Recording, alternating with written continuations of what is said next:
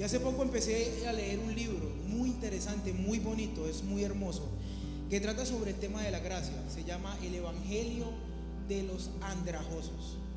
Es un libro espectacular. Y basado en esas lecturas que he hecho y meditando en la palabra de Dios, nace esta enseñanza. Y yo le invito a que ahí donde está me acompañe al Evangelio de Mateo, capítulo 9, versículos 9 al 13.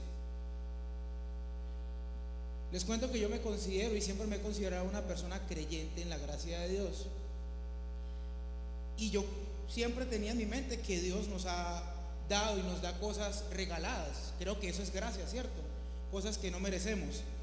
Pero también en mi práctica diaria tenía en mi mente otro concepto de que yo veía a Dios allá sentado en su trono con una libretica en sus manos y apuntando todo muy contento mis éxitos. Pero cuando yo fallaba se enojaba y me tachaba y me borraba y hasta arrugaba la hoja. Creo que solamente era un creyente de la gracia de teoría, porque no era capaz de llevarlo a mi vida diaria, a mi vida personal. Y yo creo que este es el concepto de gracia que vamos a ver en ese pasaje con unos personajes que llaman los fariseos. Gracias. Yo le invito ahí donde está, ya tienen Mateo, ¿cierto? Mateo capítulo 9, del 9 al 13. Y yo le invito a que podamos disfrutar a través de esta lectura y podamos ver y entender y escuchar las palabras de Dios en esta mañana. Dice la palabra de Dios así: pasando Jesús de allí, vio un hombre llamado Mateo que estaba sentado al banco de los tributos públicos y le dijo, ¿cómo le dijo? Sígueme. Y se levantó y le siguió. Y aconteció que estando él sentado a la mesa en la casa, he aquí muchos publicanos y pecadores que habían venido se sentaron juntamente a la mesa con Jesús y sus discípulos. Cuando vieron esto, los fariseos dijeron a los discípulos: ¿por qué come vuestro maestro con publicanos y con pecadores?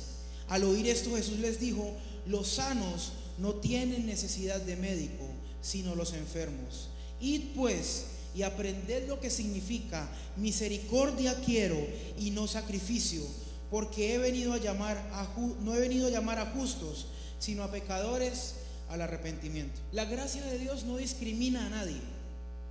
La gracia de Dios no discrimina entre lo puro o lo impuro, entre lo personal o entre lo comunitario.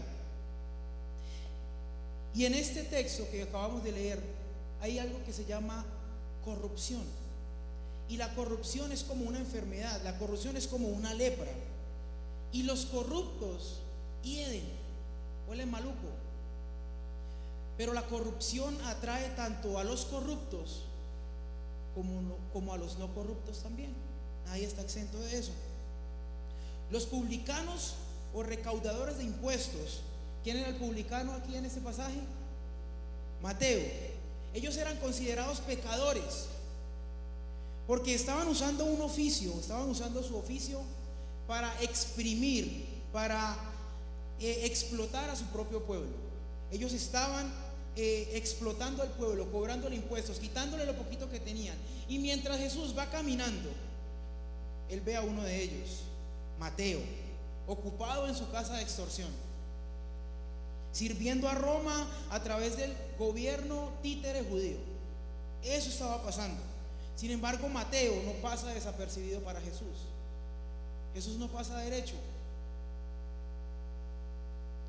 Jesús ve a Mateo, un hombre que prácticamente le había vendido el alma al diablo, porque eso era lo que significaban los recaudadores de impuestos para los judíos.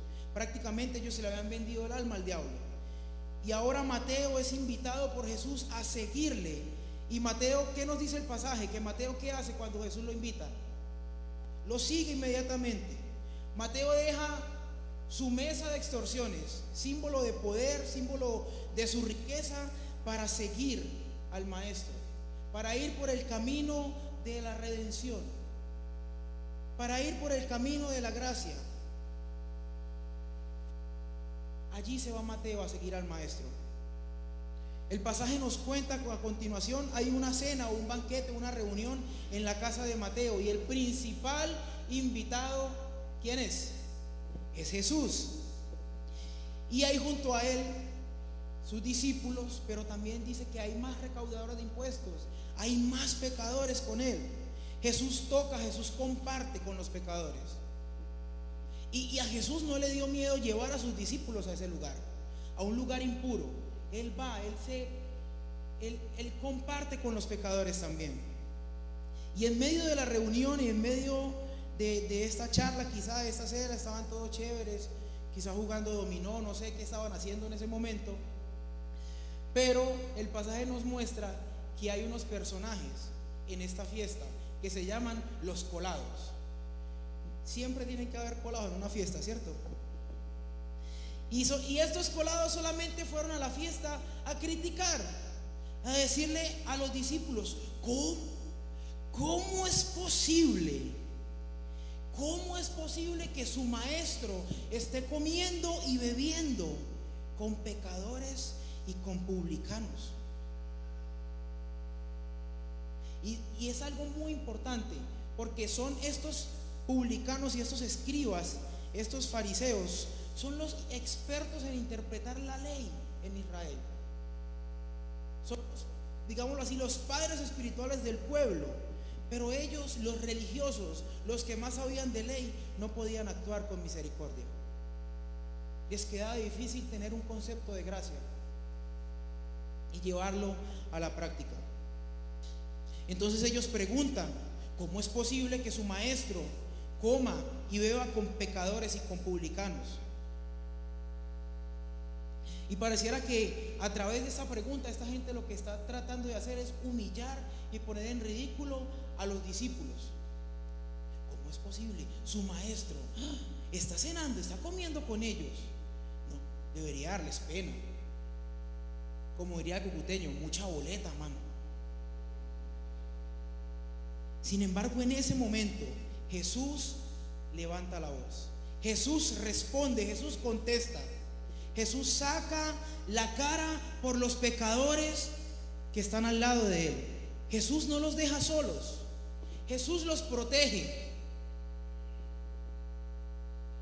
Jesús ahora no solamente es el que invita a que lo sigan, ahora Jesús se convierte en su protector. Jesús los protege en medio de la situación. Jesús no los saca de la situación, no los quita del problema. Jesús los protege en medio de la situación. Y su respuesta es la siguiente: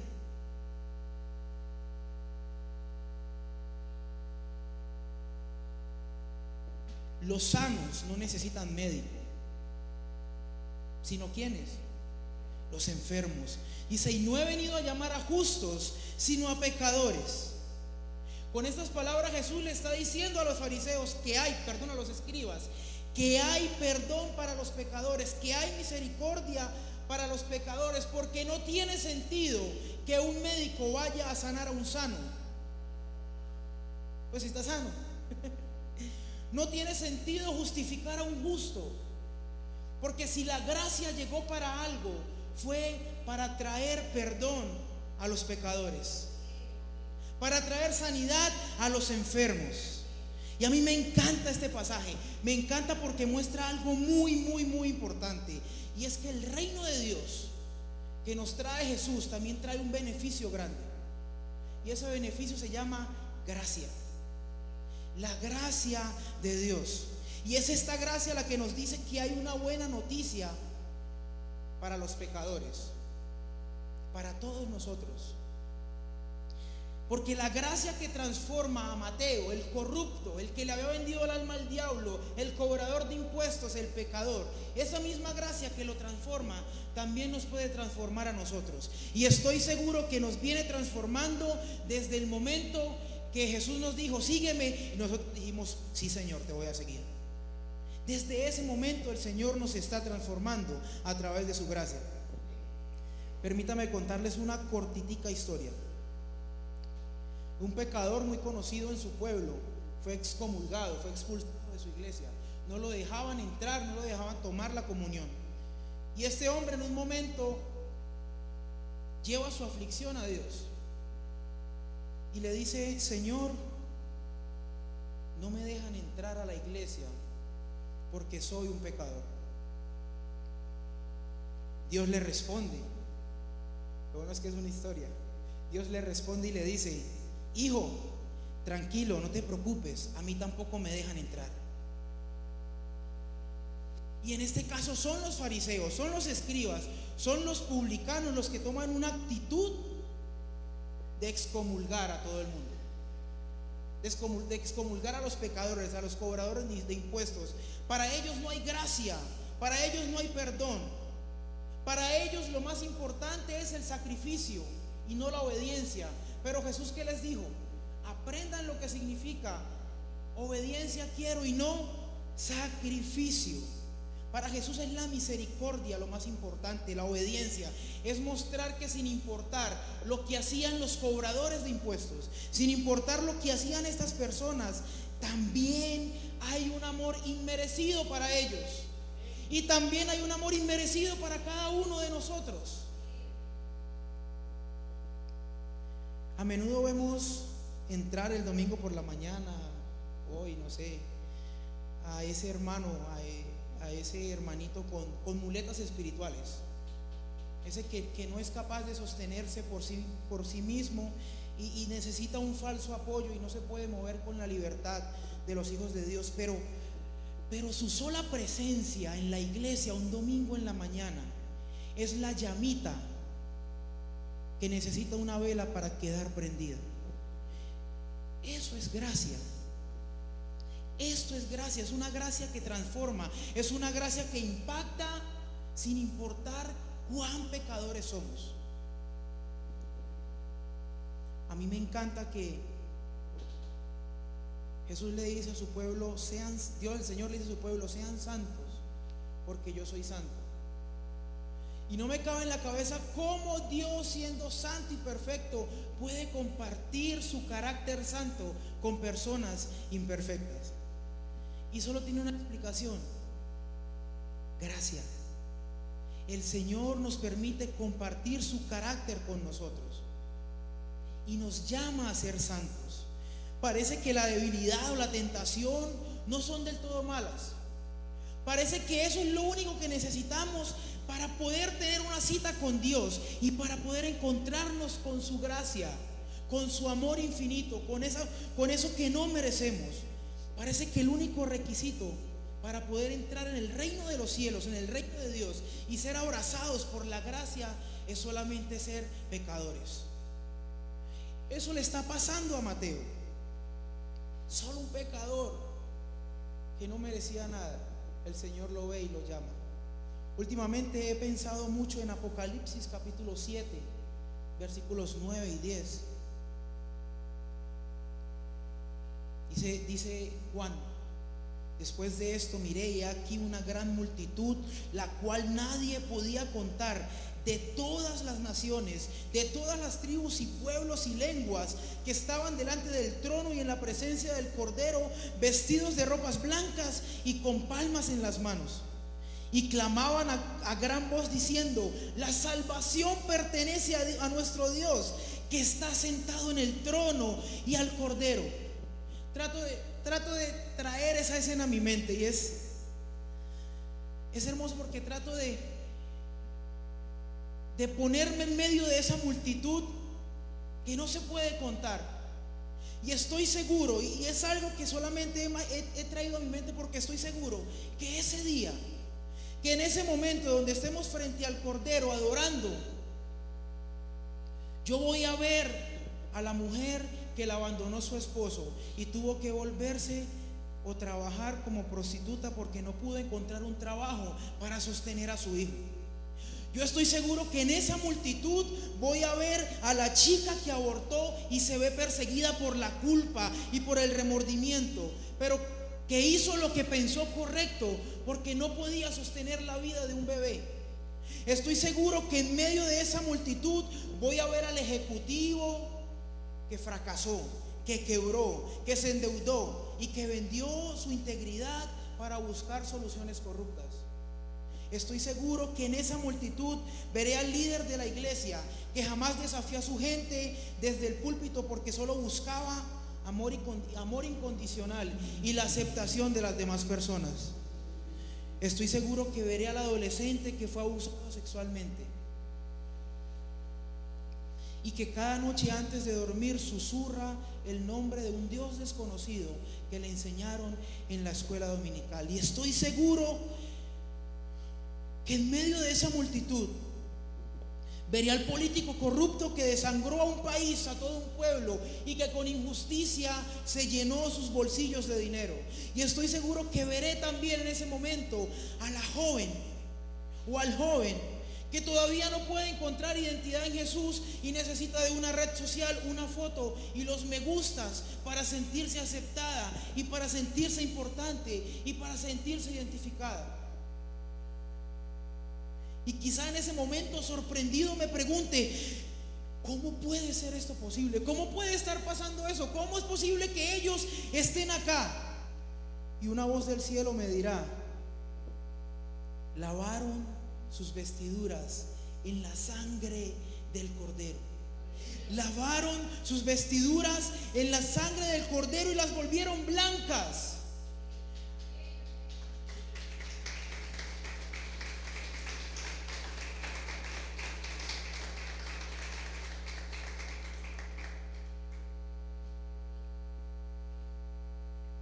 Y ahí vamos a estar nosotros, allí nos encontraremos en medio de la multitud que tanto quería ser fiel, en medio de la multitud que se vio derrotada y ensuciada por las dificultades de la vida.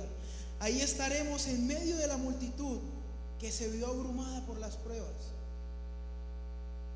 Allí estaremos vistiendo harapos por las tribulaciones de la vida, pero que a pesar de todo fuimos abrazados por la gracia de un Dios amoroso, de un Dios misericordioso. Y es allí donde la gracia nos impacta, es allí donde la gracia nos mueve, es allí donde la gracia, como nos decía Keren la semana pasada, donde la gracia nos pone la casa patas arriba. Porque es ahí donde no vamos a entender, o más bien es ahí donde entenderemos que todo es regalado. No porque lo merezcamos, no porque nos los ganamos, sino gracias a la abundante misericordia y a la abundante generosidad de un Dios de gracia, de un Dios de amor, de un Dios de misericordia. No he venido a llamar a justos, sino a llamar a pecadores al arrepentimiento. Ese es el llamado que el Señor nos hace esta mañana. Ese es el llamado que el Señor nos está haciendo. Y quizá todavía hoy luchemos con nuestro viejo hombre. Quizá todavía hoy no hemos podido ver ese nuevo nacimiento que tanto anhelábamos. Quizá todavía hoy, 5, 10 o 15 años después de nuestra conversión, de nuestro bautismo, seguimos cayendo en la misma tentación y cometiendo los mismos errores tontos. Quizá hemos sentido que hemos tocado fondo y que nadie nos puede sacar de ese lugar. Pero hay una buena noticia: Él no ha venido a sanar a los sanos, Él ha venido a sanar a los enfermos. Él ha venido a perdonar para los que no había esperanza. Él ha venido a proclamar su gracia a los pobres, a traer su gracia a los quebrantados de corazón, a pregonar su gracia a los que están cautivos, a sanar a los ciegos, a libertar a los oprimidos y darles esperanza. Él ha venido a llamarnos a arrepentirnos, a caminar con Él y a disfrutar de su gracia. Y aquí una vez más siento que la gracia me impacta, y nos impacta cuando estamos en gran dolor y en gran inquietud y en gran tribulación. Nos impacta cuando año tras año la anhelada perfección que queremos no ha llegado todavía. Nos impacta cuando seguimos cometiendo los mismos errores de siempre. Nos impacta cuando creemos que tenemos las cosas en nuestro control, pero todo se descontrola. Nos impacta cuando estamos frente a la tentación. Y en ese momento siento que una voz me dice: eres aceptado. Así con todos tus problemas, con todas tus tentaciones, con todas tus dificultades, con todas tus dudas e inquietudes, eres aceptado. Eres aceptado por un Dios más grande que tu pecado. Simplemente Comprende que eres aceptado. No hagas nada, no busques nada, no pretendas nada. Simplemente entiende y acepta que eres aceptado. Y Mateo no era merecedor de nada, quizá de la muerte, quizá de las críticas, quizá de la burla, quizá del destierro, que Mateo era un desterrado político. ¿Cómo es posible que un judío esté exprimiendo y explotando a su propio pueblo? Pero Jesús toma el pecado de Mateo, toma la maldad de Mateo, toma la dificultad de Mateo para invitarlo a que lo siga. Yo sé que el Señor ha usado todas nuestras debilidades, todos nuestros problemas, todos nuestros fracasos para decir: ven, sígueme. Hay un camino mejor que ese, un camino donde seguramente te vas a caer también. Como decía la canción: tu voz me llama a las aguas donde mis pies pueden fallar. Y quizá cuando nos estemos hundiendo y creemos que no hay salida, llega el Señor y nos da la mano, como le pasó a Pedro. Y eso es gracia. Mateo no hizo nada, no buscó nada, no pretendió nada. Él simplemente entendió que era aceptado y caminó con Jesús. Mateo entendió que la gracia era completamente suficiente para él, que sin importar cuán pecador era, podía acercarse confiadamente ante el trono de la gracia. En otras cosas en las que pienso es en el día del juicio final. Y quizá ese día Cristo, mientras esté frente a nosotros y en el momento que vaya a poner a las ovejas a la derecha y a las cabras a la izquierda, les dice quizá a las cabras: vengan ustedes también, vengan borrachines, vengan débiles, vengan hijos de la vergüenza, vengan también ustedes seres viles que se asemejan a la bestia y llevan su marca, vengan también ustedes. Y quizá los justos y los sabios van a decir: Señor, ¿cómo es posible que le des la bienvenida a estos hombres también? Y quizá Jesús les responda: en ningún momento ellos fueron considerados como merecedores de nada. Y en ese momento extenderá sus brazos de amor y los abrazará con su gracia. Y quizá caeremos a sus pies y lloraremos amargamente, pero comprenderemos que todo, completamente todo, es regalado, que todo es gracias a su infinita gracia, a su infinita misericordia. Y diremos alegremente: Señor, Señor, venga a nosotros tu reino. Señor, venga a nosotros tu gracia. Muéstranos tu gracia. Acérquense confiadamente ante el trono de la gracia. Es la invitación que nos hace el escritor de los Hebreos. Y yo no sé cuál es nuestra dificultad, yo no sé cuál es nuestra situación. Yo lo invito a que se acerque confiado, a que podamos aceptar que somos aceptados. Ni siquiera el pecado nos puede separar de una gracia tan grande y tan inmensa. Ni siquiera el pecado puede separarnos de su amor.